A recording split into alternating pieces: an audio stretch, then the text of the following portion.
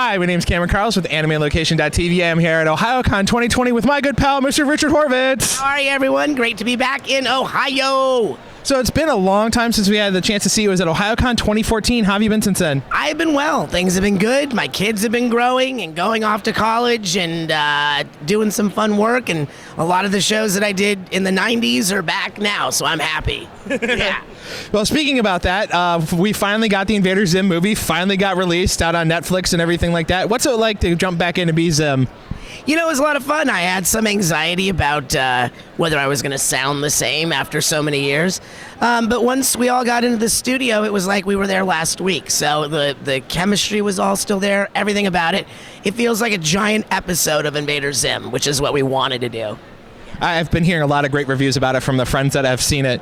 So you got the chance to jump back into doing Psychonauts 2. Yes. How much fun has it been able to get back into that? You know, especially that now that Double Fine is owned by Microsoft, so there's a little bit of extra wink wink money to put into it. Yeah, absolutely. First of all, Tim is like one of the greatest artists, greatest creators of all time, Tim Schafer. It's been, you know, very much the same, that feeling of, well, we picked up right where we left off. And so if you love the first game, you're going to absolutely love the second game because it's just as beautiful, artwork, design, the gameplay, amazing. Yeah.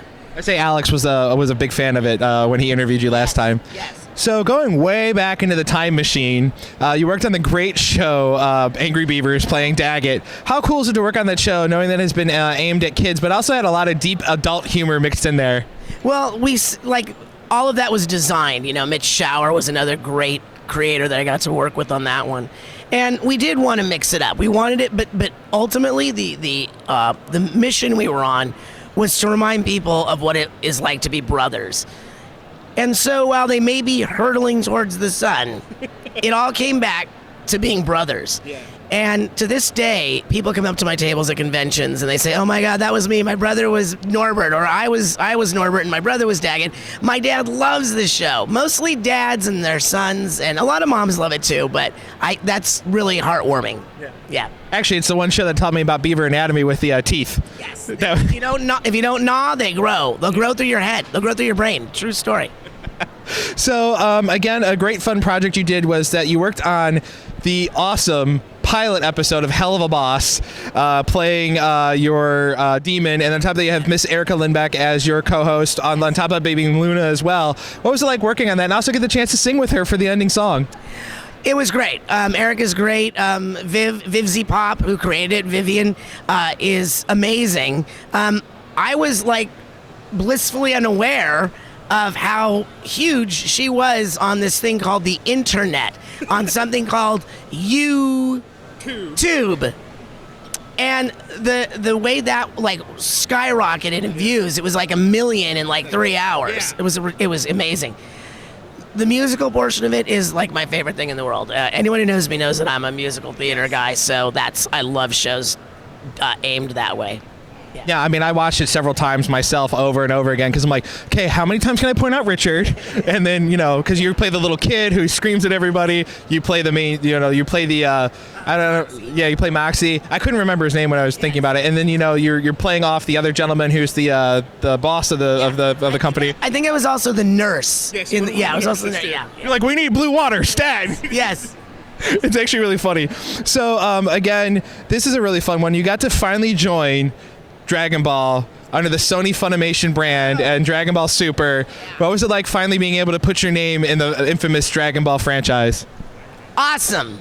I mean, you know, I love Chris Sabat. I love everyone over there. I love everyone over there. It's just fun. You know, I've got a lot of friends that I've met over the years, and every now and then if I can just step in and say hi, I love it.